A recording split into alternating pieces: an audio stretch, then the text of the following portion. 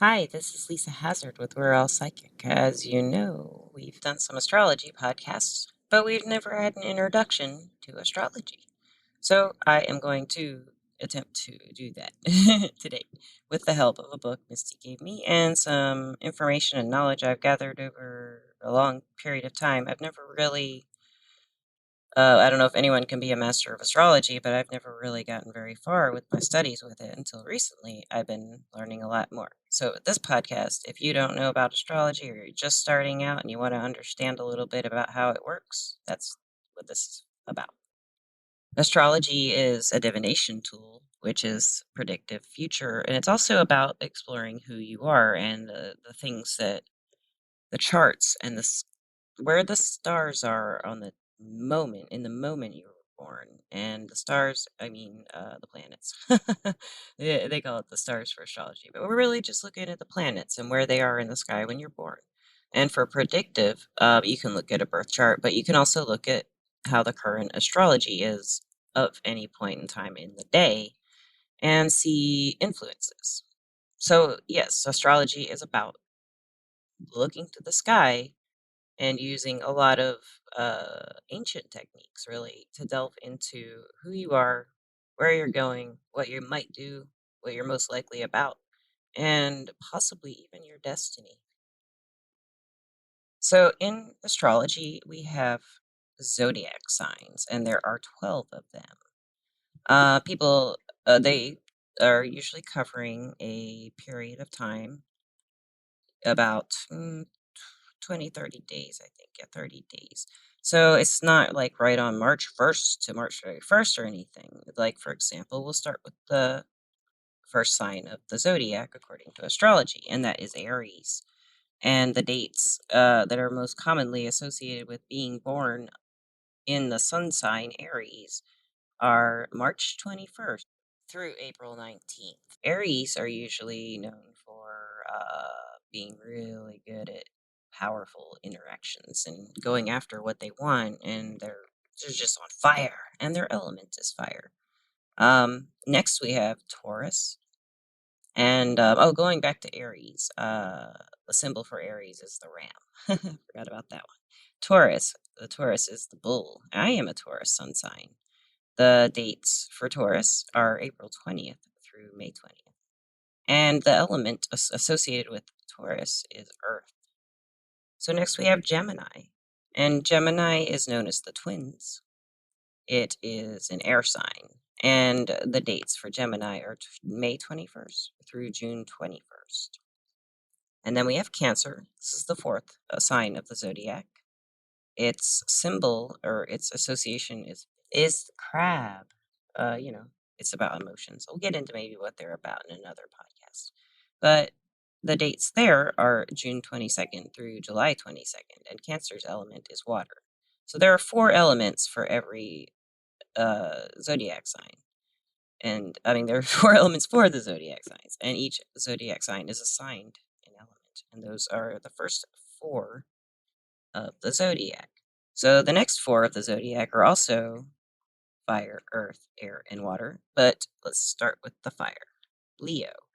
Leo is the lion. And the dates for Leo are July 23rd through August 22nd. And Leo is fire. Virgo is the symbol of the Virgin. And it is associated with air. I'm sorry, with earth. It's a nice little grounded, earth is a lot of grounded energy. So I'm sorry, I got that one wrong for a minute. But the dates associated with Virgo being born between August 23rd through September 22nd. Next, we have Libra, and that's a favorite of mine. Libra's symbol is the scales, and Libra is about balance. So the dates for Libra are September 23rd through October 23rd, and it is associated with the element of air. Next, we have Scorpio, which is associated with water, and the sign for Scorpio is a scorpion. And the dates for Scorpio are October 24th through November 22nd. Now, these dates are not definitely, like I said in the beginning, some people have differences of opinions on when these dates start and end for each zodiac sign. I just want to, Let's have a little interlude reminder there. So, and after the Scorpio, we have Sagittarius. And Sagittarius is fire. And that's going into the last four. So Sagittarius is fire. The symbol is the archer. The dates are for being born as a Sagittarius are November 23rd through December 22nd. And then after Sagittarius, we have Capricorn, which is the 10th sign of the zodiac. Capricorn is kind of like a goatfish. Goat. So usually they say the goat, but the goat has a little fish tail. It's a pretty cool thing. And it's associated with Earth. And the dates are December 23rd through January 20th. And then for our 11th sign, we have Aquarius. It's an air sign. And the symbol for Aquarius is the water bearer. So you'll see a dude pouring water usually when it comes to Aquarius. And the element is, of course, air. So like I said, I think I did. It's hard when you're talking and recording and you just can't remember what you said. It's a little different than writing. But the dates for Aquarius are January 21st through February 19th. And the last sign of the zodiac is Pisces, and that is the fishes, the fish, the two fish. And Pisces is water. That's the element. And the dates are February 20th through March 20th. And those are the signs of the zodiac used in astrology. When you read your horoscope or hear of, you get a horoscope sometimes on an app or whatever, they're referring to your sun sign. And your sun sign is when you were born according to the zodiac. And that is in reference to the dates I used for each of the signs of the zodiac just before this part. So, what do they do? What's that for? What's up with the sun sign? Well, a sun sign is supposed to be, and this is getting into the planets, which is where I'd like to head to next. I'm gonna go through the planets. The sun sign is like the big ego. It's who you are. It's like your big thing that you could be. But everything else in your astrology birth chart that will include your your sun sign and all of the planets and where the zodiac signs land. Oh gosh, there's angles and aspects and all kinds of stuff. I'm gonna get there. But first, I wanted to explain that the sun sign doesn't tell everything. So when you're reading a zodiac for your sun sign and it just doesn't quite match up, or let's say you've read about your sign, I'm a Taurus. I don't relate to a lot of Taurus stuff.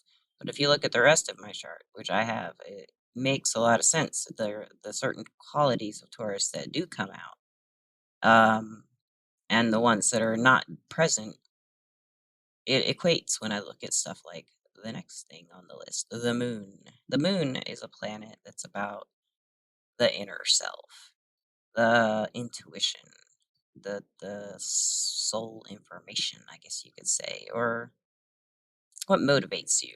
And a moon sign a zodiac sign in the moon will often indicate where you are where you're in touch with yourself, what you're really feeling when you communicate with people, things people don't really pick up on about you maybe until they know you really well.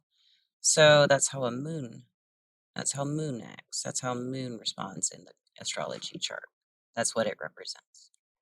And in following with how astrology reads, we're going to continue down the line of planets as they appear in a drawing of the solar system. So next we have Mercury, and Mercury is mainly about your communications.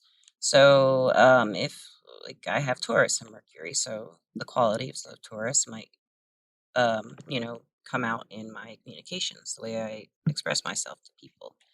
So then after Mercury, we have Venus, the planet of love. It's also about like what you care about, what you find luxury in, what you find romance in, what you find all the passions. That's what the Venus is about. Venus is like, oh, it brings all kinds of good things into your life if you want them there. And Venus is one other thing I forgot to mention. All the zodiac signs are associated with a planet. And we had talked about Taurus. Speaking of Taurus, and Taurus, Venus is a planet that Taurus is associated with very much.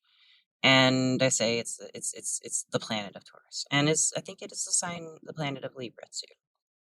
So leaving Venus for the next planet in line, we have Mars. Now Mars is interesting to me. Mars, a lot of people associate with anger and aggression. It's also the way you fight. It's also the way you stand up for yourself. It's the way you motivate others and the way you motivate yourself.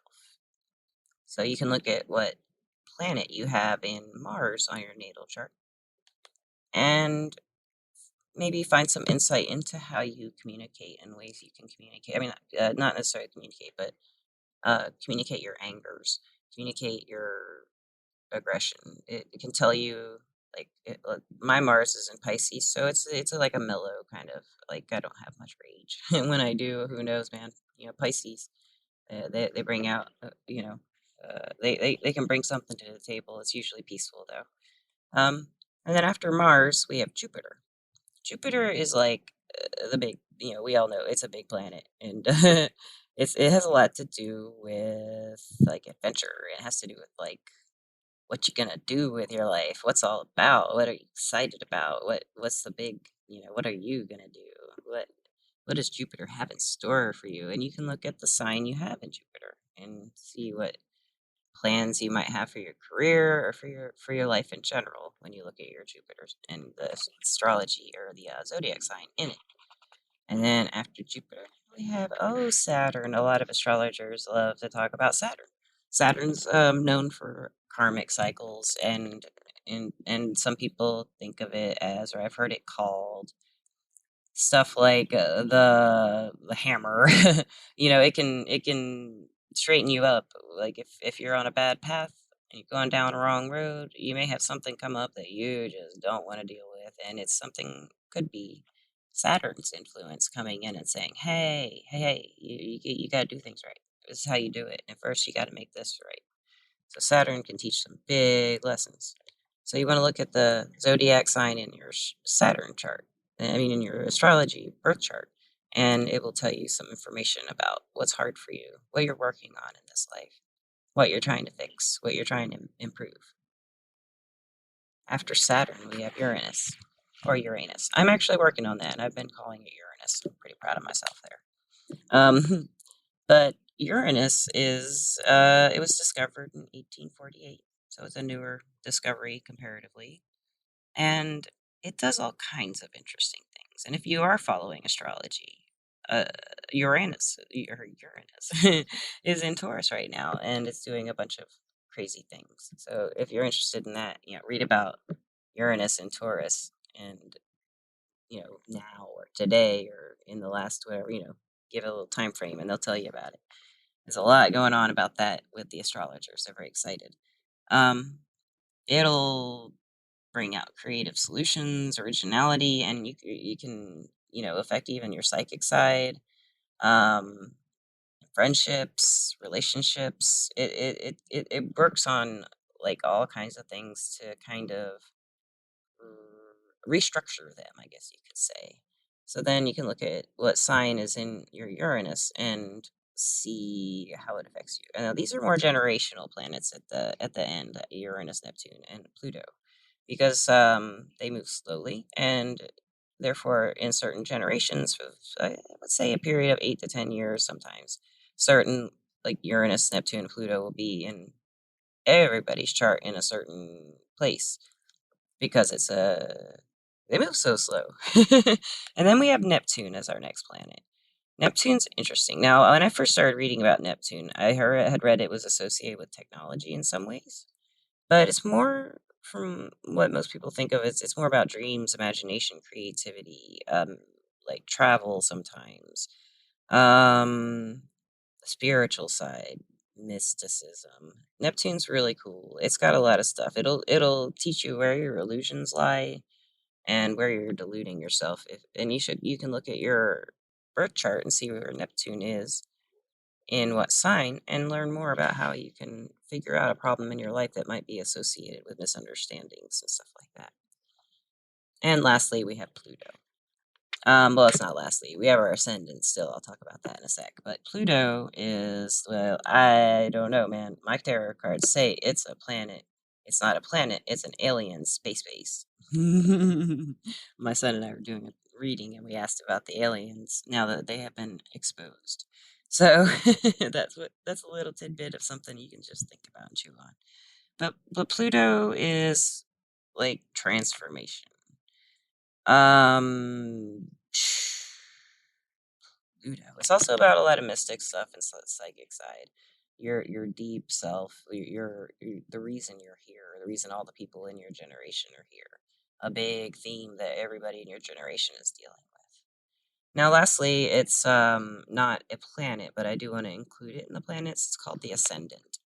The ascendant shows, you'll see it in a chart called AC, ascendant. It's not listed with the planet. It's usually in a chart you might do online.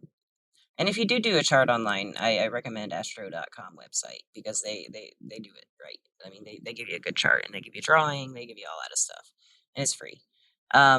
So Pluto will speak to the people you in your generation and you in ways that you are suppressed and things that need to be changed and things that need to be opened up in your generation. It's like kind of like a duty your generation has to do, or our generation has to do when we have a Pluto in some such sign.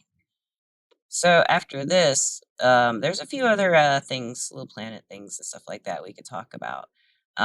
There's Chiron or Chiron. I'm not sure how to pronounce it. I think most astrologers call it Chiron, and that one is about pain. That symbol or that placement in your chart is about where you carry your pain, things you need to work through and break free of. And then there is the true node. True node is what I've heard referred to as true north. So some people think that the true node is like where you're headed. And it's also called the north node. And the south node is the opposite sign of that. It's 6 degrees, 6 zodiac signs away. Talks about the past and where you're heading. So someone once said to me, Chiron tells you like who you really are in some ways. It's kind of the key. And in the symbology of astrology, it actually is a key in a birth chart. So, okay, my listeners, now we will talk about the houses of astrology. And what are those? Well, they start in counterclockwise in a birth chart, starting on the far left of a circular chart. Oh, I can't remember what these are called. But it starts with where your ascendant lies. And the first house is about the self. It's about first impressions you make on people. It's about how maybe you look. It can be also about like your basic attitude about stuff. It can show career tendencies as well. So you can look at the house and if there's a planet in it and read about that and what that can mean for you. So the second house, there are 12 houses, by the way, just like there are 12 zodiac signs, but they don't align necessarily with the zodiac signs in a birth chart. So they're all kind of they are scattered among.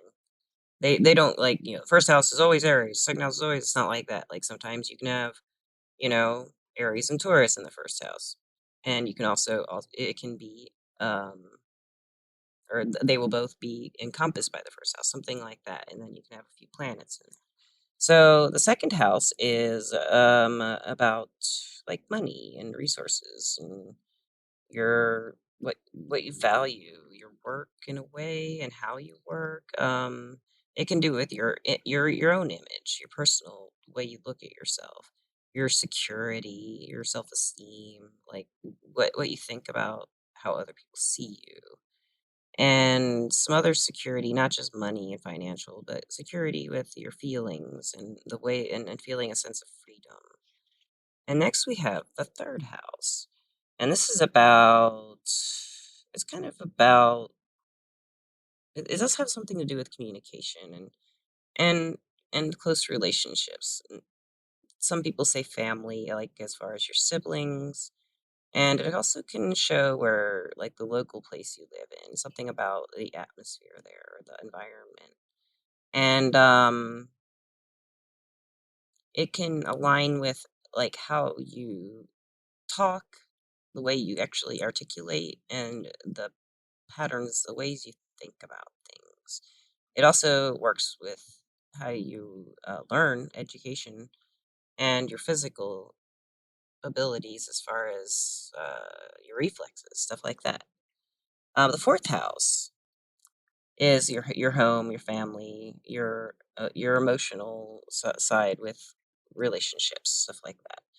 And some say it rules mother figures, and some say it represents how it was growing up for you in this fourth house. And it can be about property. It can be about, you know, even karmic family things, if you want to look at that, and family heritage as well. The fifth house is more about how you express yourself. And five is a number of change. And I'm going to do numerology one of these guys.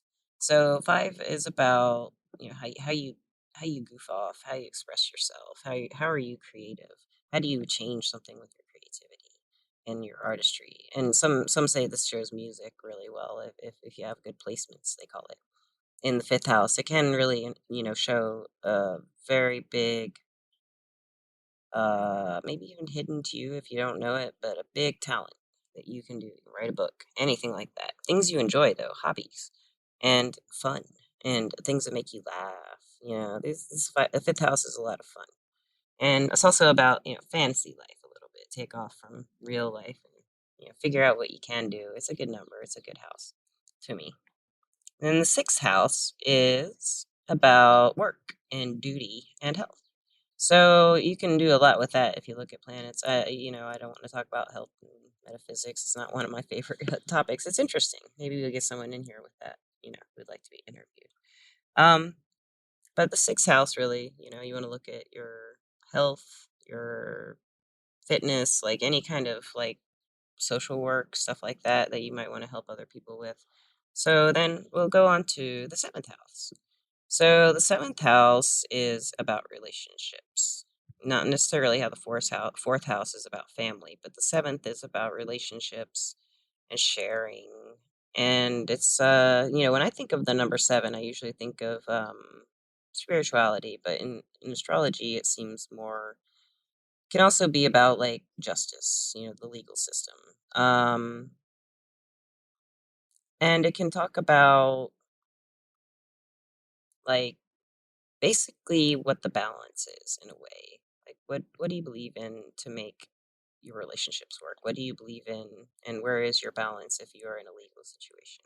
And eight in the houses. The eighth house is about well, it's kind of a few things. It's kind of weird because it talks about intimacy and sex, but it also talks about sharing money and stuff like that. So the eighth house is sometimes your personal attitude toward money or sex or intimacy. And it can also be a karmic house. Eight is a number of duty and karma in some ways, especially in numerology. And also, this brings into some matters of your heart that have to do with your magic or your juju or your psychic side. Um, it can also show things that are you feel like, or a person who's reading their natal chart, it can show things that you feel like you have problems with. It's always up against you. You might even be resentful about something in your life, and it would show in the eighth house.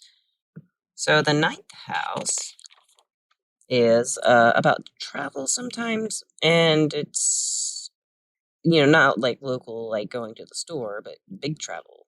And it's about learning about different cultures, studying, learning, and it's got a lot to do with morals and ethics and what you believe in as far as what you live by, your ideals.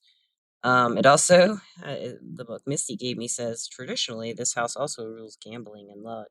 So, and it says it's associated with animals too, especially large ones. So that's kind of interesting. Gambling and luck in the ninth house. I'll have to do some thinking about that. So the 10th house is a lot about fame, goals, success, achievement, and public image, stuff like that. And it can include career, but it's just your ambitions, like where you're going, like what are you gonna do?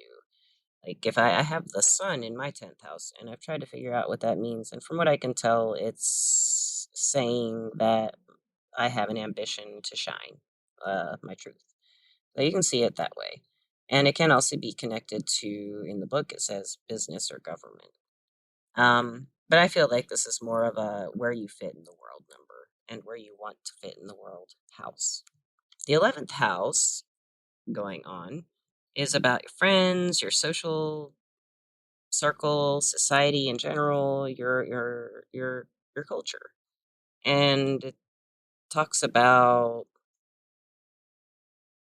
detached relationships, says this book that Misty gave me. So I feel like it's about also group activities and things. It's kind of like heritage in a way about your land, where you live, what it's about, and the people in your area, the people where you live, and it kind of to me it touches on ethics in a way. So then the 12th house is the last house, and it's about spirituality, your spiritual side, and how you heal. Um, it can show where you're sacrificing for other people or where you need help. It can also, as this book says, it rules places of seclusion such as prisons and hospitals. And people who work from home might have like activity in their 12th house. But it's mainly the mysticism, the secrets, the mysteries. And it can look at the feelings of insecurity surrounding who you are. And possibly because of the mysteries, you might not be exploring them, and it can show that. And also, Pluto can show a lot of creativity and how your psychic ability comes out in your artistry. So there's a one other thing about Pluto, though. It can show some way that you may be self-destructive. So yeah, that kind of all makes sense with 12. And 12 in numerology would add up to 3, and it's a number of inspiring change. So those are the houses of astrology. In astrology, we also have aspects. So, what aspects are in a birth natal chart or in any kind of astrology chart? They are showing how far apart planets are in degrees of a circle. So, I'm just going to go through a short list of just the main ones that you'll see in your astrology chart, probably, if you go look it up. So, we have a conjunction, and that's a 0 degrees between the planets. And it's about an emphasis on it's like an emphasis between those two planets and how they work together. And it's like talks about beginnings and stuff. It's a conjunction. I find it positive, and it strengthens both. And it can also, if you don't focus on the positive of it, it can make you feel pretty bad. But it's supposed to be something that's going to bring a lot of hope into your life and bring those planets out in a good way to help each other. Then we have a semi-square, and that's a 45-degree difference angle in the planets. So here with that, we have two signs side by side at 30 degrees apart. So this can be beneficial. And if the signs have a similarity to each other, people they can find benefit in this, especially if there's things in common with the planets. Then there's an opposition, and that is a 180-degree difference between the planets, or space between the planets in your natal chart. Um, an opposition usually is somewhere where you're going to learn. It involves others usually, and I find the opposition is a learning experience. And it's where these two planets, where they're at 180 degrees, they're kind of like, well, we're going to duke this out and we'll work together in the end and it'll be okay. So then there's a square. A square is a square, 90 degrees between planets. And you can say it's a square, it's a block. And it's the same in palmistry with a square and stuff like that. A square can be healing too. So when you have a square, you will probably need to do some healing in that area of your chart, what the symbology is. So then we have a trine, and it's like a triangle, a trine, 120 degrees. This is a good thing. Everybody loves a trine. What's wrong with a triangle, right? They're beneficial in every way, and their influence can be creative. Their influence can be like just love, love in its um, form where then there's nothing in return, no expectations. And that's with lovers and friends and family and everything. So here's a word for another one that I'm not sure if I can pronounce. I should have looked it up. Sesquiquadrate. It's 135 degrees apart. And it's talking about when you see that one, it's talking about like a need to focus your creative energies, where you're involved in something, get involved with something. It shows a talent. Sextile is a very, very good one. It's 60 degrees apart planets. Sextile can, like, let's see if there's a good description in this book here. It says it works in a logical or intellectual rather than an emotional or romantic way, but I found the sextile just to be kind of lucky. And it gives you some advantage when you see a sextile in your chart. Then I think, that's a good place to stop there's so many of them, and I'm looking through the book to see if there's any I haven't covered.